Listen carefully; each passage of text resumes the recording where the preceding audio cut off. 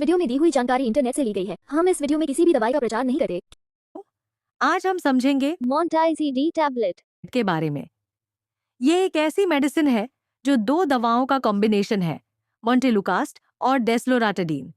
इसे खासकर एलर्जी और सांस की दिक्कतों को कंट्रोल करने के लिए दिया जाता है। यूजेस क्यों दी जाती है?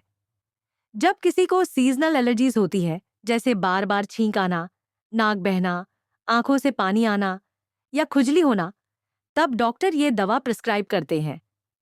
इसके अलावा एस्मा पेशेंट्स में भी ये हेल्पफुल है, क्योंकि ये सांस की नली में होने वाली सूजन को कम करती है।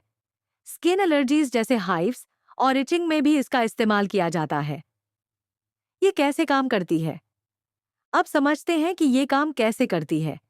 इसमें मौजूद मोंटेलुकास्ट हमारे शरीर में बनने वाले ल्यूकोट्रीन्स नामक केमिकल्स को ब्लॉक करता है। ये केमिकल स्वेलिंग और ब्रीदिंग प्रॉब्लम का कारण होते हैं। जब इन्हें ब्लॉक किया जाता है तो पेशेंट को सांस लेने में आसानी होती है और इन्फ्लेमेशन कम हो जाती है। दूसरी तरफ डेस्लोराटाडाइन एक एंटीहिस्टामिन है। ये हिस्टामिन नामक केमिकल को रोकता है, जो एलर्जी के सिम्टम्स जैसे छींक, खुजली और वाटरी आइज पैदा करता है।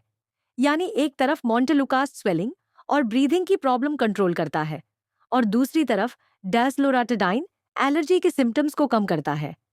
डोसेज आयंस कैसे लेना है? इस टैबलेट को हमेशा डॉक्टर की सलाह से ही लेना चाहिए। अधिकतर रोगियों को इसे दिन में एक बार खाने के बाद दिया जाता है, लेकिन एग्जैक्ट डोज रोगी की उम्र, हेल्थ कंडीशन और सिम्टम्स पर डिपेंड करती है। साइड इफेक्ट्स, नुकसान क्या हो सकते हैं? ज्यादातर लोग इसे बिना प्रॉब्लम टॉलरेट कर लेते हैं, लेकिन कुछ लोगों को हल्के साइड इफेक्ट्स हो सकते हैं, जैसे सिर दर्द, पेट दर्द, नौजिया, थोड़ी नींद आना या थकान महसूस होना। बहुत रेयर केसेस में मूड चेंजेस या एलर्जिक रिएक्शंस भी हो सकते हैं। प्रिकॉशंस, सावधानियां। अगर आप इस दवा को ले रहे हैं तो अल्कोहल अवॉइड करें, क्योंकि इससे नींद ज्यादा आ सकती है। प्रेगनेंसी और ब्रेस्ट फीडिंग में इसे केवल डॉक्टर की सलाह पर ही लेना चाहिए। लीवर या किडनी डिजीज वाले मरीजों को भी इसे सावधानी से लेना होता है। और हाँ, अगर आप ड्राइविंग करते हैं या मशीन्स ऑपरेट करते हैं तो अलर्ट रहें, क्योंकि कभी-कभी नींद आ सकती है। तो दोस्तों, ये टैबलेट एलर्जी और एस्मा जैसी प्रॉब्लम्स में काफी यूजफुल मेडिसिन है, लेकिन ध्यान रखें, इसे सेल्फ मेडिकेशन के तौर पर ना लें। हमेशा अपने डॉक्टर की सलाह से ही इस्तेमाल करें। सही डायग्नोसिस और सही ट्रीटमेंट ही आपकी सेहत की कुंजी है।